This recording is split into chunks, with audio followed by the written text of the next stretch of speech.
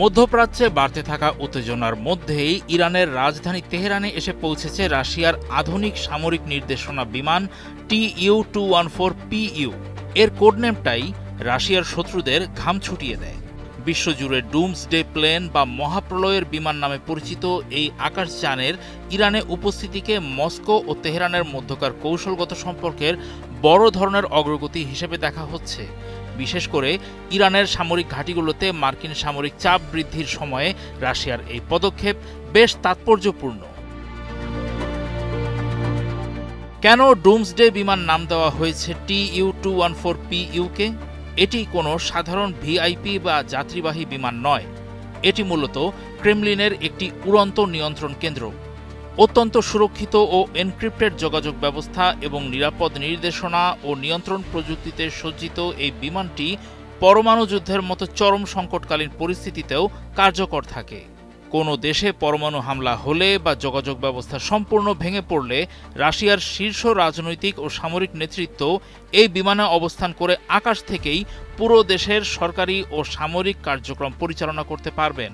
বিমানটি পরিচালনার দায়িত্বে রয়েছে রাশিয়ার এলিট বাহিনী রোসিয়া স্পেশাল ফ্লাইট স্কোয়াড্রন।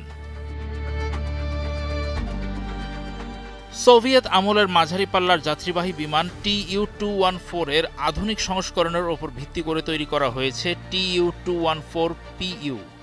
এর প্রযুক্তিগত বৈশিষ্ট্য, বিমানটিতে দুটি শক্তিশালী আভিয়াডোভিগাটেল PS-90A টার্বোফ্যান ইঞ্জিন রয়েছে। এটি ঘন্টায় সর্বোচ্চ 850 কিলোমিটার গতিতে উড়তে পারে। এর সর্বোচ্চ পাল্লা 6500 থেকে 7000 কিলোমিটার। হঠাৎ এমন কৌশলগত বিমান মোতায়েনের উদ্দেশ্য কি? এটি দিয়ে কি ভূরাজনৈতিক বার্তা দিচ্ছে রাশিয়া? তেহরানে এই বিশেষ বিমানটির আগমনকে ওয়াশিংটন ও তার মিত্রদের প্রতি মস্কোর একটি স্পষ্ট বার্তা হিসেবে দেখা হচ্ছে। বিশেষজ্ঞদের ধারণা, মার্কিন যুক্তরাষ্ট্রের প্রবল সামরিক চাপের মুখে থাকা ইরানকে গোয়েন্দা তথ্য আদান প্রদান, জরুরি পরিস্থিতি মোকাবেলা এবং সামরিক প্রযুক্তিগত সহায়তার উদ্দেশ্য হিসেবেই রাশিয়া এই পদক্ষেপ নিয়েছে। সম্প্রতি মার্কিন সামরিক বাহিনী ইরানের আকাশ প্রতিরক্ষা ব্যবস্থা ও ক্ষেপণাস্ত্র ঘাঁটিতে নতুন করে হামলা চালিয়েছে। হরমুজ প্রণালীতে ইরানের নিয়ন্ত্রণকে অস্বীকার করেছে যুক্তরাষ্ট্র।